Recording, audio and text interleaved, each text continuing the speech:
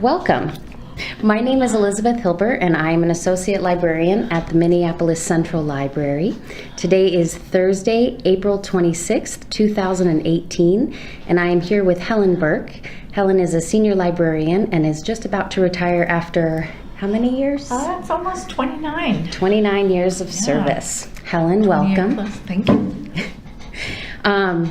First, could you just take us through a brief timeline of the branch locations and positions that you've held throughout your time with Hennepin County Library? Wow.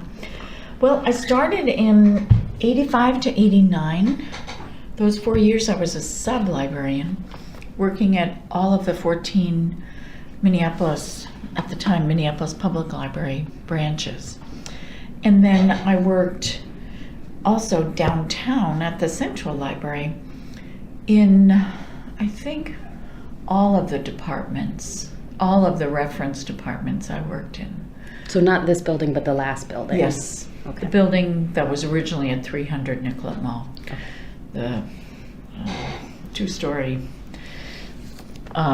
fortress, if you will. Yeah. But it was great. And when I started permanently as a part-time librarian in government documents, which was a separate department at that time. And it soon was merged into technology and science and government documents. And then I became full-time and then worked for, from 89 to 94, I worked in government documents, and then I transferred to what was called humanities. It was literature and history in one department called humanities. And I was lucky to have a job working with the audio and print collection, especially for the new immigrant populations. And at that time in 93, there was the Black Hawk Down invasion of Somalia. And again, the reflection of the community was that Lutheran Social Services really went above and beyond and brought the large Somali population here to Minneapolis. And the library responded to that by trying to get material in Somali language. But that was a challenge. It was a challenge also to find the other material to reach the other substantive immigrant population, the Hmong. And yet we did. And I'm proud for my work in getting the first Somali language material that the library acquired. I actually was on a trip to visit my sister-in-law in London, and England was one of the 3 colonizing countries that colonized Somalia. And so they had in London books in Somali language that I was able to get there, bring back, and have ready for our to enhance our service to that immigrant population. It was great. It was fabulous. Hmong population too, but there were other sources for that material.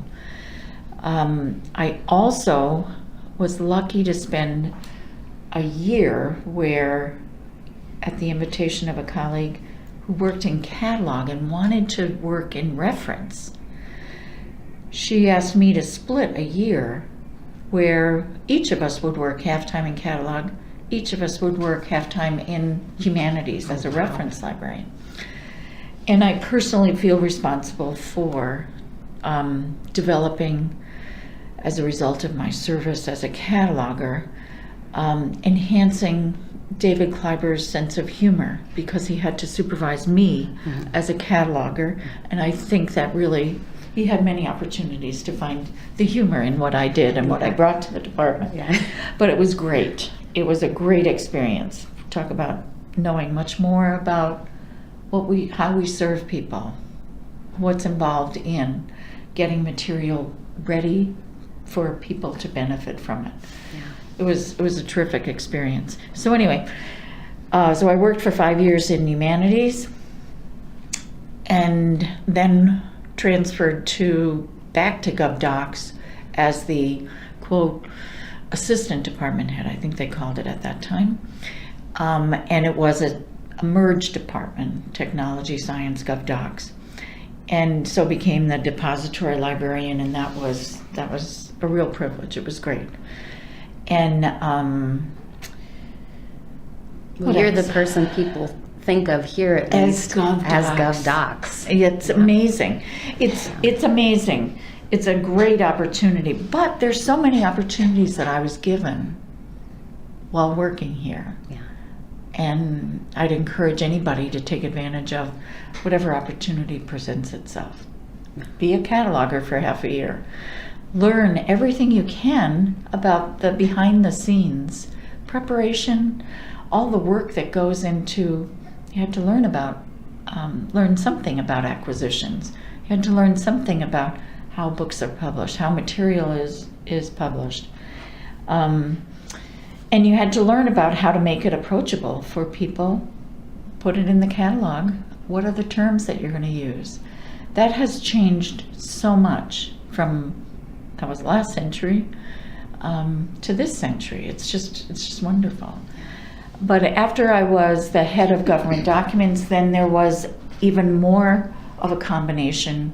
Technology and science merged with business and economics, and so it became GoBest. I mean, as a government organization, we're into acronyms. Yep.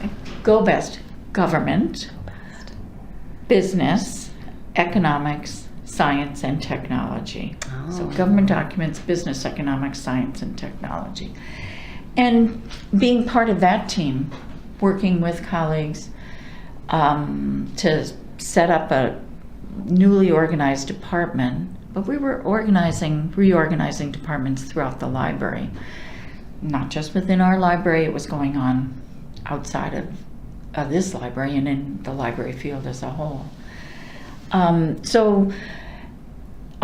GoBest, and then that became Business Science Government Documents, BSG, that's what it is right now. And then just recently, just since last October, took on the job, was lucky to be given the job of being the service manager for reference services. And that serves and tries to support staff throughout the 41 libraries of Hennepin County Library. That's a big job. It's a big job, but it's also wonderful to be having that role of supporting staff as they deliver reference service. Recently, with a staffing strategy that may have created new expectations, that did create new expectations for some staff, Yeah. especially associate librarians and patron experience supervisors, that new melding of what was formerly called senior support services specialist, Yeah. supervisor, excuse me. Wow. That real CERC emphasis merged with the reference really led to the patron experience supervisor. That's a person that is not necessarily got their library degree, but they bring a lot of management experience to the library.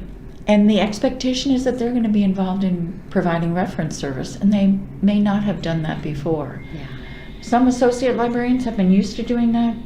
Some, this is all new. So really trying to support everybody in providing reference service, ideally in a uniform, consistently high level, with ongoing support in topics that you may know at one time, maybe a couple of years ago. Things change. Yeah. Things develop. Yeah. And so service manager for reference services is my real emphasis right now, and doing, trying to have staff feel supported in what may be a continuation of the expectations of their job, Yeah. and it may be a new expectation, but regardless, trying to have them feel supported in providing that high level of service to the public.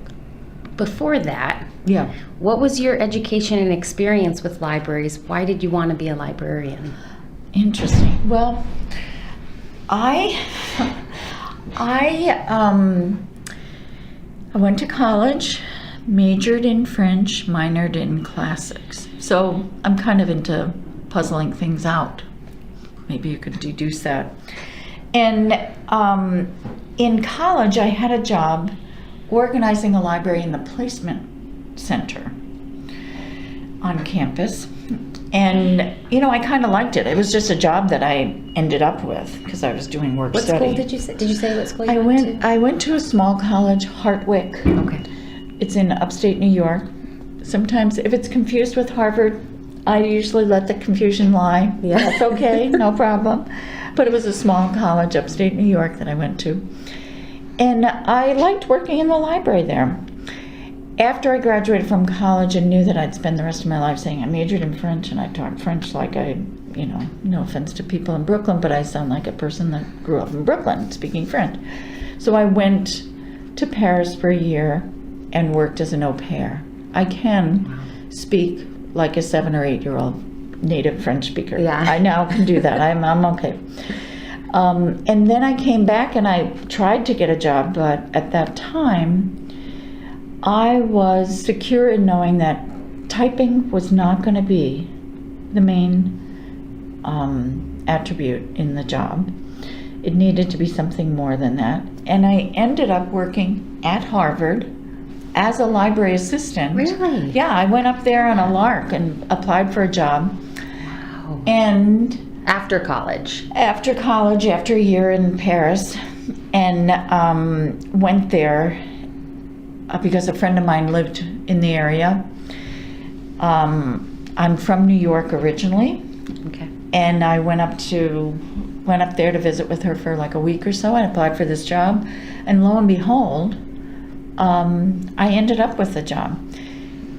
It is a very small world because a librarian who used to work here ended up being my supervisor and interviewed me for the job, Renee Reed. Mm.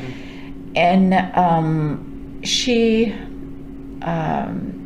was originally from St. Paul. We both found ourselves working at Harvard. And then she came back. She left Harvard and came back to St. Paul. Mm-hmm. And as it turned out, I met somebody and married them and moved to Minneapolis. And we found ourselves, 10 years later, working together at the same library yet again. That's amazing. At this library, yeah. It's what an amazing thing that you worked together at Harvard. And incredible. Then, yeah. Incredible. But when I came here, I applied for the job here. I had gone to the University of Minnesota, still had its library degree program. Okay. I was the last class that got its Really? degree, very last class. I heard the door close behind me as I got my degree. And you mean you shut the whole I thing did, down? well, I don't know that I shut it down. I'd like to You're think the that I reason. didn't do that, Elizabeth. But I comprehended. My understanding is that they had such a great, they really had a lot of undergrads, not as high a percentage of graduate students. And so I don't think they were bringing in the money. Yeah. Librarianship isn't known for bringing in money. No, it's not. Not like the medical school or the dental school Yeah, or whatever. yeah. So when the time came, I think they had sufficiently small student body that they sort of nominated themselves to be Yeah. on the chopping block. But anyway, so I went to the University of Minnesota for library school. I had a job over there as a library assistant. I worked in interlibrary loan. I recommend that for everybody. It's fabulous to know what goes on, what the library that you're working at owns, what they don't own, what people are interested in. It's mysterious. It is It's a very mysterious. mysterious department for everyone. But you find out what the Yeah. library has and all the resources that they have to have, because you have to know that you can't ask for something from another library. There's a Yeah. protocol. Yeah. You don't want to ask them for something that, oh my goodness, you already own it. Yeah. You have to know what resources you have. So it's really good. And then that was a good job to have for a period of time, but then I really wanted a real job. So I applied for a job at the then Minneapolis Public Library and got a job as a sub and was there for 4 years, and then the rest I've sort of gone through. So it turned out that I found out that a couple of my aunts, like 3 of my aunts, were librarians as well, and I didn't know that. Oh, wow. I just knew them as my aunt.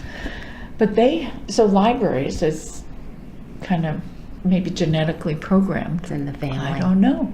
Was it what you thought it would be, being a librarian? It's much more. It's much more. It's much more reflective. I think it's reflective.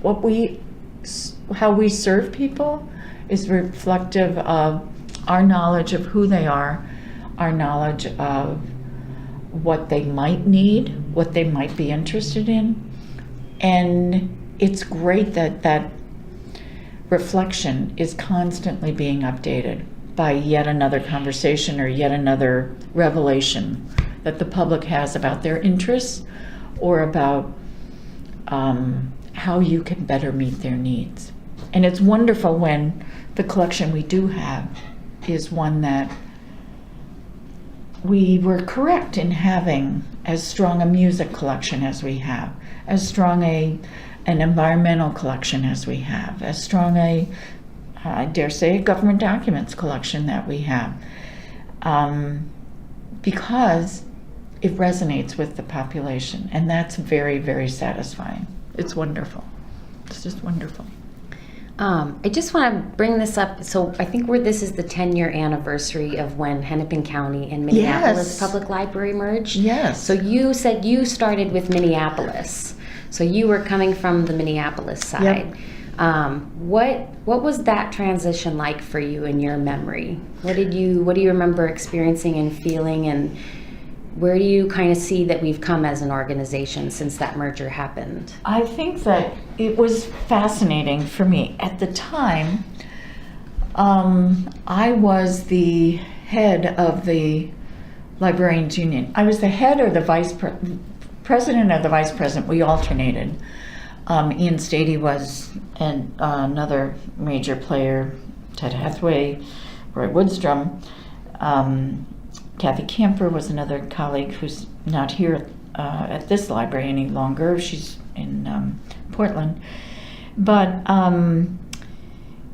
that was interesting to be part of trying to negotiate, literally, how that change, how that merge would happen.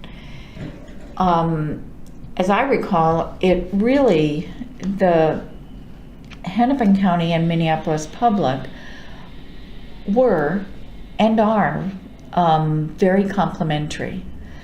Hennepin County, traditional, great reputation for meeting current, contemporary, fiction, nonfiction, contemporary issues, meeting them very, very well. And Minneapolis having really an incredible breadth of the collection, incredible depth of the collection, all different manner of subjects that would be treated. But Hennepin County had an ability for like Harry Potter at the time. I think that just as an example, and I'm a GovDocs librarian or business side GovDocs librarian. I did work in children's for a little bit of time as a sub. But at the time of the merger, for example, Hennepin County would have, I'm going to say, 800 copies of Harry Potter. We might have 60. And that might have been as many as 80, but it was nowhere near 800. So we had a capacity to serve a greater breadth, if you will, of topics. And I think Hennepin County had a greater emphasis on meeting current needs right then and there and being able to deliver that. So I really think when we merged, it was very complementary. Do you think the patrons were happy about it or liked it? I think the or- patrons really hardly knew. Okay. I think it was indistinguishable. As long as the library was able to meet their needs, Yeah. it was less important to them Yeah. than being able to read the word library as they came in the building, than whether it was Minneapolis or it was Hennepin County or whatever. Probably was more of an impact on staff coming together. Absolutely. Yeah. That's another point that I think is worth stating. Trying to merge, trying to have two different staffs, Yeah. two different approaches, really took some time. Working that out, I think has to have years. You have to have years to let that work its way through, and I think it has. I really do. I think that led by the desire to serve the patrons, who really, it doesn't matter whether they're in Minneapolis or somewhere else in Hennepin County, wherever they are, just as long as their needs are met, library needs are met, they're fine. And we're able to do that. Yeah. I think we've succeeded pretty well. It was a challenge, though. I know that there were different hierarchies that needed to not to overwhelm one another, somehow to merge, so that it was done in as respectable a way as possible. And I think we did try to do that. We did achieve that to a greater degree than lesser. Wonderful. Yeah. What do you consider the high point of your time in the library? Maybe your biggest success or something you're the most proud of? I don't know that one thing comes to mind, but I think there are a few.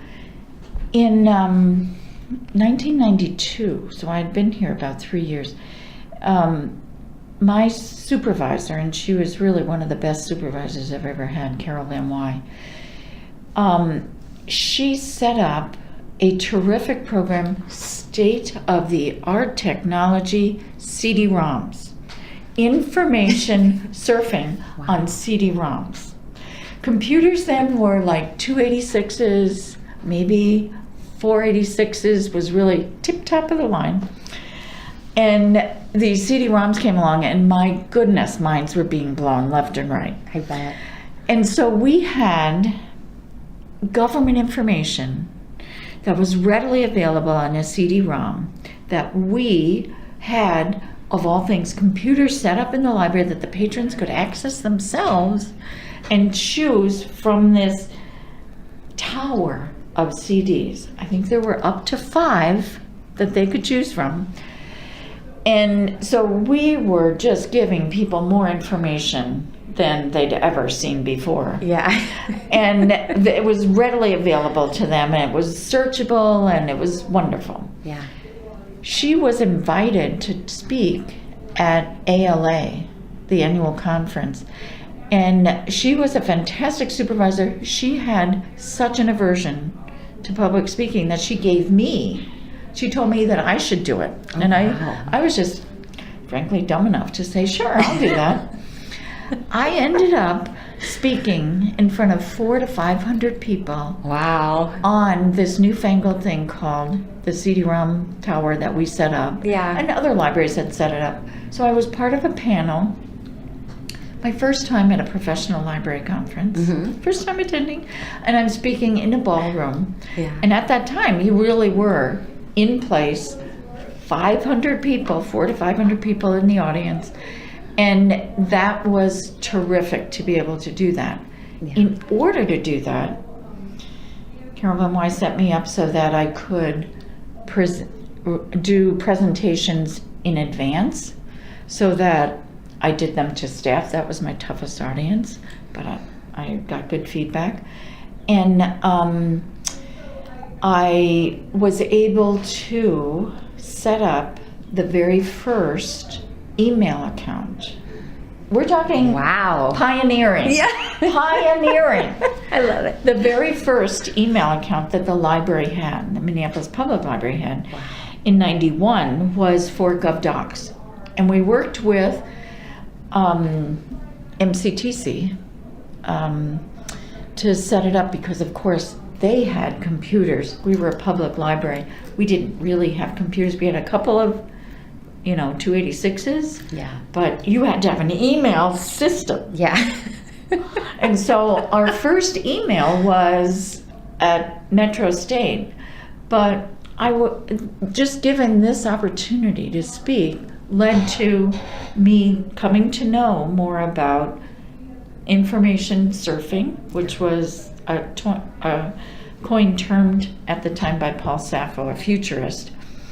And just getting to know that, preparing to speak to colleagues, many of whom I didn't know because this is my first conference, and just getting to know the ins and outs of this newfangled email. That was a great, great thing. Another thing that comes to mind, and these are all GovDocs related, but in 1993, I was lucky enough to take over, because of staffing changes, take over the coordination of our centennial as a federal depository library. And that was terrific because I had to know more about what went on the previous 100 years, Yeah. what was going on currently, and then what we thought the future looked like. And at that time in '93, there was this newfangled thing called the internet that was just coming into being. Al Gore had just invented it, I think, in '92. And so learning, coordinating that presentation was really a great opportunity, and I really, really enjoyed that.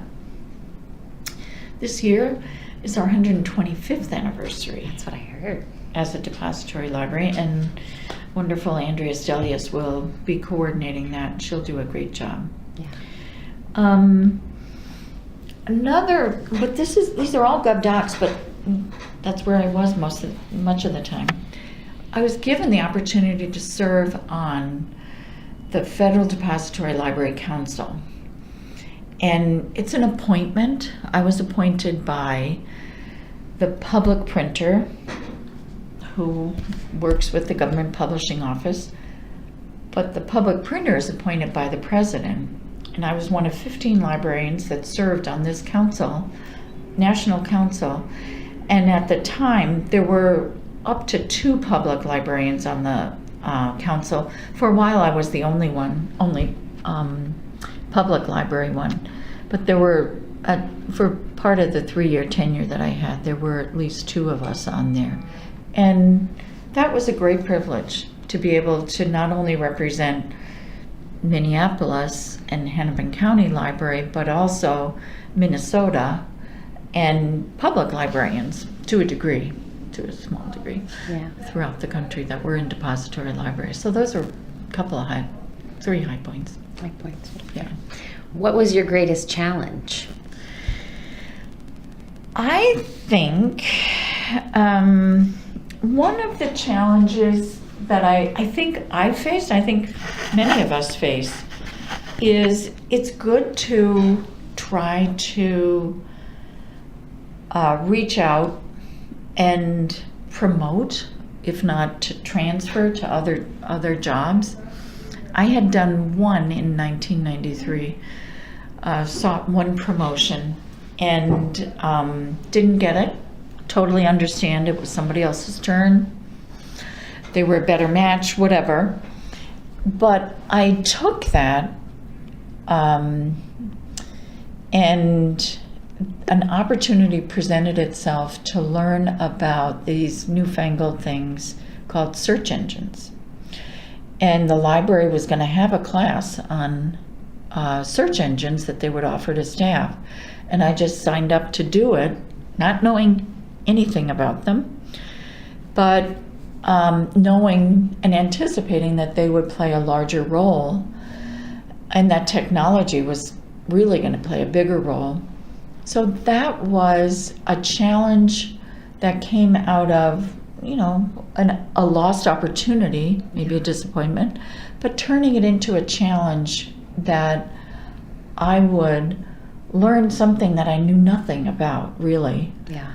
But motivated by doing it for my colleagues, but also to know more professionally about this newfangled thing called the internet and these different search engines. Yeah. And it was terrific. Yeah. It was a terrific opportunity. Well, that's something I think people could really relate to, and you go out for a position and you really want it and you get your hopes up and then you don't get it and you think, what did I do wrong? But turning it into, well, then I'm going to build my skills and I'll just, exactly. go forward. Exactly. I like that. That very much sounds like you, Helen. Yeah. What advice would you have for a young person just starting out at the library? I would say take advantage of those opportunities or opportunities that present themselves. Sometimes it's doing a transfer. Sometimes it's doing a staff exchange. Even if you don't know much about the department that you're headed into, it will pay off. It should pay off. My taking advantage of an invitation to be a part-time cataloger, the knowledge that I gained there, the structure, the architecture of cataloging, helps no matter how you look for information. Yeah. It's just wonderful to draw upon that and to actually see the organization of information. The opportunity to learn about something that I knew would be prominent and was coming up, technology, the internet, searching for information. I would take advantage of those opportunities, seek them out, or if they come to you, take advantage of them, because they're usually going to result in your being more secure in knowing that you want to continue with what you were doing before, or that you've learned a new skill that you can apply going forward. I think that's all to the good. Perseverance pays off, and just always learning is a great position to be in.